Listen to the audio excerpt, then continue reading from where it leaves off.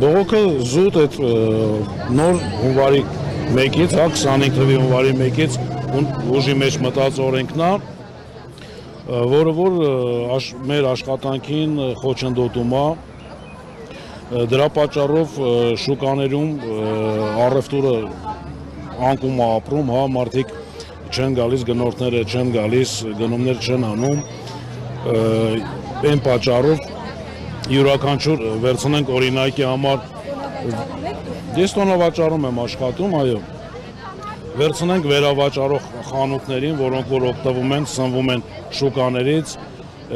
իրենց խանութներում վաճառելու համար, ապրանք են ձեռք բերում,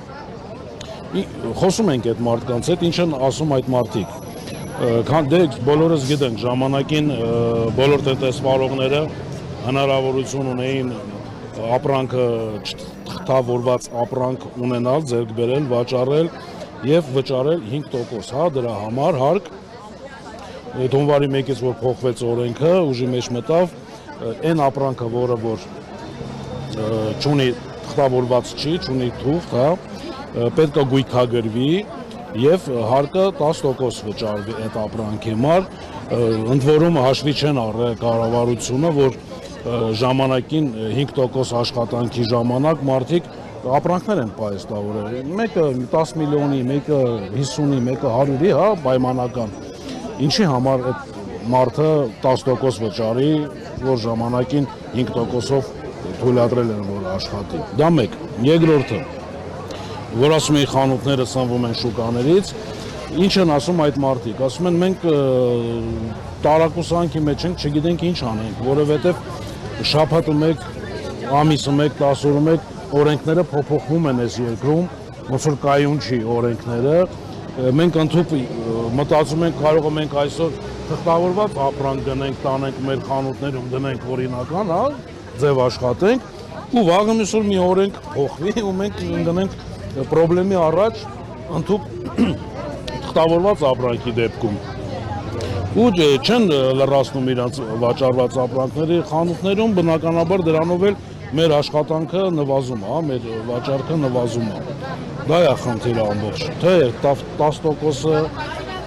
խնդիր է ընդհանուր։ Հիմա հույս ունեք, որ կընդառաջեն ձեր այս բողոքի։ Ես ոչ թե հույս ունեմ, որ կընդառաջեն, ես պահանջում եմ, որ ընդառաջ։ Ոչ թե ընդառաջեն, այլ վերանայեն այս ամեն ինչը։ Ի սկզբանե մեր պայմանը ինչումն է կայանում։ Մենք հանդիպումներ ենք ունեցել եւ ԱԺ-ում ենք հանդիպում ունեցել եւ կառավարության շենքում ենք հանդիպումներ ունեցել։ Մեր պահանջը նրանում է այս օրենքը կասեցնել, նստել երկխոսության Մենք պատրաստ ենք հարկ վճարել, մենք ուզում ենք հարկ վճարենք, նես չի մենք խոսապում ենք դրանից, բայց խելամիտ կերպով, այնպես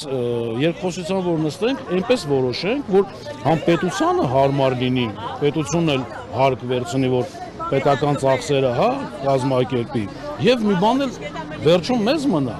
մենք չենք ուզում աշխատենք, հարկերը տակ, ինչ են ասում, աստորեն չեն ընդառաջել դրա համար եք իմանալից այստեղ, ինչ են ասում։ Ոչ թե չեն ընդառաջել, լուծում չեն տալիս այս ամեն ինչին։ Ասացին մենք կնայենք, կվերանայենք, կորոշենք, մենք ազգային ժողովում հանդիպելուց Բաբկեն Թունյանն էր, եթե չեմ սխալվում, Արման Պողոսյան, հա, Ֆիննախից։ Մեր զրույցից հետո, որ իրանք հարց ու զրույց էին, հա, անում իրանց պատգամավորներով, կառավարության նիստ էին անում։ Բաբկեն Թունյանը ներկայացրեց պարոն Փաշինյանին, որ հանդիպում է եղել ԱԺ-ում տնտեսվարողների հետ եւ տնտեսվարողների հարկի դրույքաչափի մասով առարկություններ չունեն։ Բայց մենք հենց դրա համար էլ գնացել էինք, որ մենք առարկություն ունենք դրա մասով։ Ինձ հետևյալն ասում է իրենք ասում են, որ պետք չի ստվերում պահկված մարդկանց մանր եւ միջին բիզնեսի միջոցով մանգալ, թող խոշորների մեջ մանգալ։ Բնականաբար, էլի թող խոշորների մեջ մանգան, թող մանրի մեջ են մանգան, մենք չենք ասում թող ման չգան, բայց ամբողջ բեռը պետք չի մանր եւ միջին բիզնեսի ուսերին դնել։ Ու մեր միջոցով, չգիտեմ, ճիշտ մտածված չի։ Համաձայն եք, որ այս ամենը հեռահար նպատակներ ունի, որ ձեզ ուզում են բերել հետագայում նաև ավելացված արժեքի հարկ, այսինքն այս ամենով չի ավարտվի։ Տեսեք, ավելացված արժեքի հարկի մասով ես իմ պատկերացումն ունեմ, յուրաքանչյուր տնտեսվարողը պետքա հասնի այդ աստիճանի աճի, հա, իր շրջանառությունը պետքա մեծանա, որ ինքը այդ հարտակում աշխատի։ Իրանք ասում են, Փաշինյանն ասում են, որ մեր օրենսդրությունը թույլ չի տալիս, որպեսզի փոքր միջին բիզնեսի ներկայացուցիչը կամ փոքր բիզնեսի ներկայացուցիչը աճելու մոտիվացիա ունի։ Դե տեսեք, օրենսդրությունը հասկացա հարցը, օրենսդրությունը երբ որ իրենց ինչ որ մի բան պետք է, իրենք կարող են, չէ՞, օրենսդրությունը փոխեն, կետերը փոխեն, որ թույլ տա։ Այս դեպքում էլ թող նիստ հրավիրեն, օրենսդրությունը փոխեն, մի հատ կետ ավելացնեն, որ թույլ տա այդ օրենսդրությունը։ Ինչու՞մն է խնդիրը։ Դուք տեղյակ եք, այս փոփոխության արդյունքում արդեն տևական ժամանակ է, այս փոփոխությունը կա ըստ էության։ Եղել են բիզնեսներ, որ փակվել են, եղել է բիզնեսներ, որ չեն կարողացել հարկային պարտավորություններ վճարել եւ ինչ է տեղի ունեցել։ Փակվել են մարդիկ։ Օրեկան իմ ոլորտում, իմ շրջապատի բնականաբար ամեն մեքենայի աքսեսուարներ է, դե մեկս մյուսին ճանաչում ենք, շփվում ենք իրար հետ, շատերը կան, օրինակ խանութներ կան, որոնք որ ժամանակ են սնվել են, մեզանից վերավաճառել են, այսօր գալիս է ասում է եղբայր, խանութը փակում եմ, որովհետև այս հարկատեսակով ես հնարավորություն չունեմ աշխատելու, որովհետև այն աշխատանքը մենք չունենք, որ մի հատ էլ այս տեսակ հարկերը վճարենք, ինչ կլինի, այն ապրանքը, որը որ ժամանակին ես քեզանից գնել եմ, այդ մնացորդը բերեմ քեզ հետ տամ։ Ասում եմ, եղբայր, դա խնդիր է։ Դա էլ է խնդիր, ես չեմ կարող այսօր քեզանից այդ ապրանքը հետ վերցնեմ։ Իմ հետ մարդը, որ այդ ապրանքը ինձանից հետ բերի ինձ հետ տա, նշանակում է ես պետքա իրանից գնեմ։ Իմի ես որ իրանից գնեմ, պետքա թղթավորված ճանապարհով գնեմ։ Իրանից որ թղթավորված ճանապարհով գնեմ, այդ մարդը արդեն պետքա հարկ վճարի։ Ես էլ այդ ապրանքը որ ժամանակին վաճառել եմ իրեն, ես արդեն դրա համար հարկը վճարել եմ։ Ես իրենից գնեմ, նորից վաճառեմ, նորից հարկ, այսինքն մի ապրանքը 100 անգամ պետքա հարկվի, այդ համակարգն է դրված մեր երկրում։ Սխալ է դա։ Տեսեք, առաջին անգամ չի, որ ազգային ժողովում կանոնման են, կառավարության մոտ բազմիցս եղել եք։ Հիմա դուք իսկապես կարծում եք, որ ձեր պայքարը որևէ արդյունք կտա, որտեղ կարծես թե ոչ մի արդյունք մինչև այսօր ունեցած պայքարը չի տվել։ Գոնե այդպիսի տպավորություն։ Գիտեք տպավորությունը ինչու՞մն է, տեսեք, ի սկզբանե այս ամեն ինչը մեր ակցիան որ սկսվել է, օրենքը որ ուժի մեջ մտավ, ինչ էր ասում օրենքը, ասում էր փաստաթղթավորված ապրանքը գույքագրեք եւ վճարեք 10% եւ ունեցեք թղթավորված ապրանք, կարող եք մինչև 1% նվազեցնել։ Այդ մինչև 1% նվազեցումն էինք ուզում հասկանայինք դա իրանից ինչ է ներկայացնում, ոնց ման եկանք, չգտանք այդ 1%-ի նվազեցման մասը, հա, ու այս մեր բողոքի ակցիաների շնորհիվ, թե օրենքում կար նման բաներ գրված, թե նոր են ավելացրել մեր բողոքի ակցիայից հետո, ես կարծում եմ կար գրված, ուղղակի չէին լուսաբանում, չէին իրազեկում տնտեսվարողներին, որպեսզի տնտեսվարողները այդ կետերից չօգտվեն։ Ինչ էր կատարվում, վարձավճարները, հա, որտեղ որ իրականացնում ենք մեր գործունեությունը, այդ տվյալ տարածքի վարձակալությունը չէր ծախսագրվում, ՀԴՄ-ի համար վճարումներ ենք անում, չէր ծախսագրվում, գրանցված աշխատողը չէր ծախսագրվում, մի խոսքով այն ծախսերը, որ մենք անում ենք, դա ոչինչի չէր ծախսագրվում։ Այսօր կամաց փուլ առ փուլ, կոպիտ ասած, ոնց որ մի քիչ սխալ համեմատություն է, որ շունը հաճումը մի ոսկոր գցում են դեմը, որ ձայնը կտրի, այդպես պատկեր է ստացվում, հա։ Մենք բողոքի ակցիան բարձրացնում ենք, ասում են լավ, սա կարող եք ծախսագրել։ Մենք հաշվարկ ենք անում, այդ միայն դա ծախսագրելով մենք մեր ծախսերը չենք կարում, նորից մեր բողոքի ակցիան բարձրացնում ենք, լավ, սա էլ էսպես արեք, լավն էլ էսպես արեք։ Եթե հնարավոր է այդ ամեն ինչը ի սկզբանե բոլոր տնտեսվարողներին, բոլոր հաշվապաներին իրազեկել, ես մտածում եմ, որ պետք է հաշվապահական միություն լինի, սեմինարներ լինի, օրենքը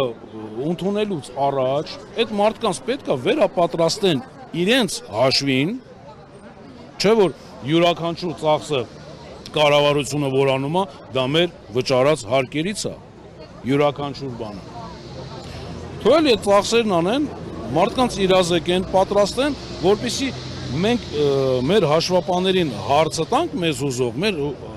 հարցին հաշվապան պատասխան ունենա։ Օրենքը ընդունել էին հունվարի 1-ից, մենք բոլորս խառնված հաշվապային, դե ամենաառաջինը մեր հաշվապային պետք է հարցը տանք։ Ասում ենք ինչ է լինելու, ասում է դեռ մենք ոչինչից տեղյակ չենք։ Կարող է եւ կառավարությունն էլ տեղյակ չէ, դեռ ինքը ինչ է ուզում անել։ Այսինքն այս պատկերն է մեզ մոտ։ Ինչ որ մնում է մի բան էլ կավելացնեի, շատ է պատտվում այն հարցը, որ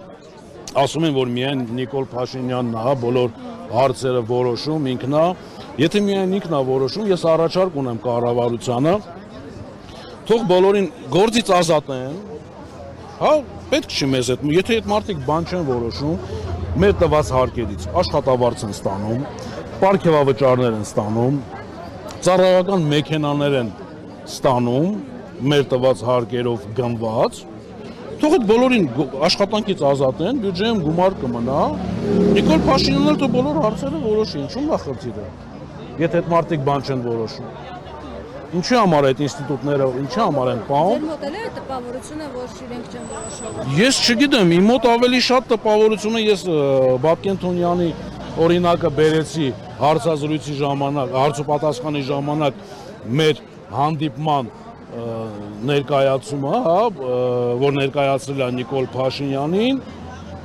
որ մենք 10%-ի մասով հարկի առարկություններ չունենք, բայց մենք իրականում ունենք։ Միգուցեև Նիկոլ Փաշինյանին սխալ են իրազեկում, ճիշտ չեն իրազեկում, ճիշտ չեն հասցնում։ Ես կոչ կանեի Նիկոլ Փաշինյանին։ Ժամանակի ակցիաներ են իրականացվում։ Կանեջեր ակցիաներ պիտի որ տեսած լինի։ Եվ կառավարության արժեքը։ Տեսեք, հիմա կյանքը նենց բան է, որ եթե վաղը որոշի պետությունը, որ մեր բենզամոլիբդենայինից այնքան հանքը ընդերք ունենք, մենք հարուստ, հա, որ մեր հայազգը կարա չաշխատի եւ ամսական ամեն ընտանիքը մի 400,000 դրամ պետության կողմից գումար ստանա։ Եթե նման բան որոշեն, իրականացնեն, կգտնվեն են 15-20 հոգին, որ հրապարակում կկանգնեն, կասեն, գիտեք ինչ կա, մենք բողոքում ենք, 400,000-ը քիչ է, մեզ 800 է պետք։ Կարող է Նիկոլ Փաշինյանը այդ հայացքով է նայում մեր բողոքի ակցիաներին, որովհետև այլ բան է իրան իրազեկվում, ինքը այլ բան է պատկերացնում։ Դրա համար ես Նիկոլ Փաշինյանին կոչ եմ անում, թող ժողով հրավիրի, անմիջապես տնտեսվարողների հետ խոսի, ամեն շուկայից 2-3 հոգի թող գան, ընդհանուր պատկերը ներկայացնեն, ոչ թե 50 միլիոն հարկ վճարողներին կանչի, այլ իր ասած 10 միլիոն տարեկան առևտուր իրականացնող մարդկանց թող կանչի, որ ասում է հնարավոր է օրը 27,000 դրամի առևտուր անելը, դա ինչ թիվ է։ Իրանք այդ թվերը որ չգիտեն, մեզ թվեր են տեսնում, չեն պատկերացնում, որ մարդիկ կարող է օրը 27,000 դրամ։ Մարդիկ կան ընդհուպ մեր ժողովրդական լեզվով ասած սխտա չեն անում։ 3 օր ոչինչ չեն վաճառում, բայց այդ մարդիկ ծախսեր ունեն, չեն տեղավորում։